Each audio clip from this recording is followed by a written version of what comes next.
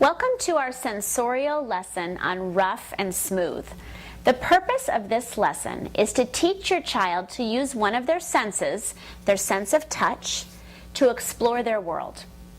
The work we're going to show you is very easy to make at home with things you already have, and at the end of the video we will show you all kinds of ideas of different ways you can make this work.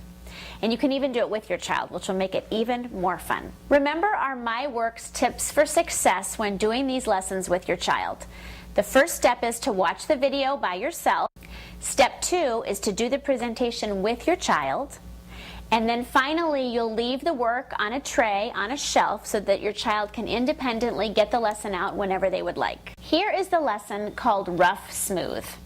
Remember, your child would be sitting to your left if they are right-handed, because you would want them to be sitting so their dominant hand can reach the work. So they'll be sitting to your left, and the adult or the teacher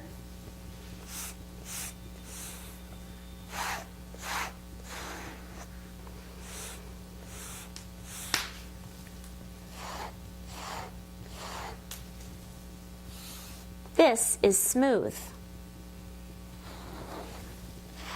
This is rough. And then inevitably the child will want to touch the work. So you'll let them feel it. They can say which one is rough and which one is smooth. After you've explored that, you could even add in a little bit of the 3-part lesson, which we explain in our glossary. If you look on the website, we have a glossary. So the 3-part lesson would be, this is smooth, this is rough. Can you show me smooth? And they'll point to one or the other. Can you show me rough? They'll point to rough. And then if they still seem interested, you go with the 3rd step of the 3-part lesson, which is, what is this? And then they name it. So that is the first step of our rough, smooth lesson. On another day, when you're ready to explore more with the rough and smooth sensorial cards, you will have 4 cards. You'll have the smooth, the rough, rougher, and roughest. So there'll be 4 choices instead of just the 2. You'll have your child to your left, and the adult will go through.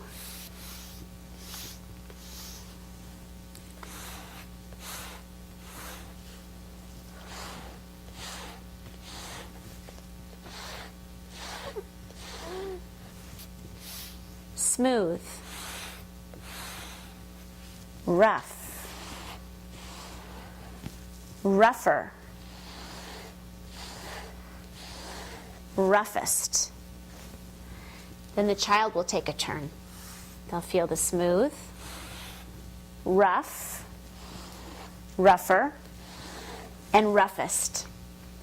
This gives them an idea of the gradual increasing texture, and they'll feel with their fingers. Again, you can go back to the 3-part lesson. If they seem interested, you can say, can you show me smooth? Can you show me rough, rougher, and roughest? And then the 3rd part of the lesson is, which one is the roughest? And they'll find it. Okay, next there's a final phase to this lesson, so we'll be right back. For this final version, you will have 2 sets of cards. You'll have 2 of each, 2 smooth, 2 rough, 2 rougher, and 2 roughest. And you'll lie out the first set, just as you did in the 2nd phase of our lesson. And the 2nd set of cards you can have mixed up. Then the child, you can either put them upside down and the child can choose one at a time. It's obviously a matching game, so they can choose one at a time and match the feeling.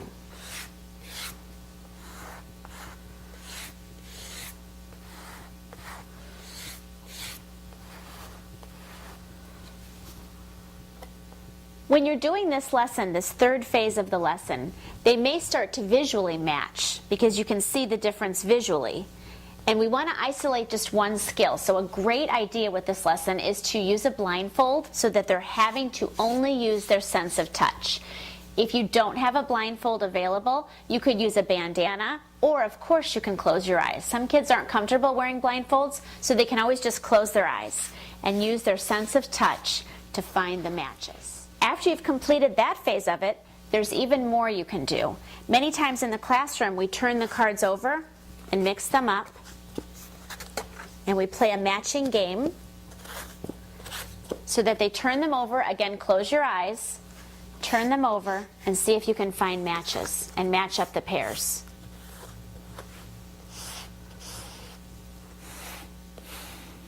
Okay, so we want to show you how easy it is to make this work at home, to do with your kids. All we did is take some mat board, cut it into squares, got various grades of sandpaper from rough to smooth, and glued the squares to the mat board. It was that easy. I wanted to make, for this set, a really smooth one. So the first set, I didn't even put sandpaper on there. I just drew a rectangle the same size as the sand. So I would have one choice that's very smooth.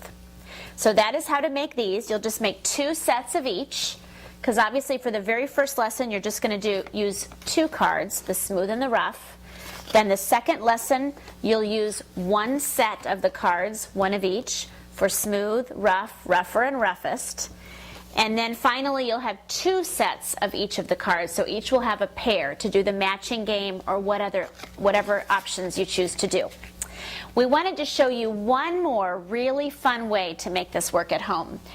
Miss Kelly took some paper and put a glue wash on it. So she just took glue, Elmer's glue, used a brush, wiped it on, and then she took a couple different things and dipped the paper into the items. The first one she did was these little teeny star pastas. So you have this wonderful texture of this paper with these texture of little pasta, and you can feel the texture. And the kids will love making this, and then they'll love feeling it. The second one she did was again with the glue wash, and she just dipped it into a pie plate that had salt. So fine, a glue wash with salt. So that has sort of a medium rough texture.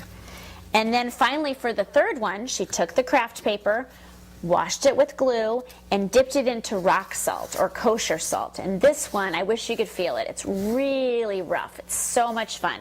So you can make these with your kids, let them dry, and then use them for your texture work.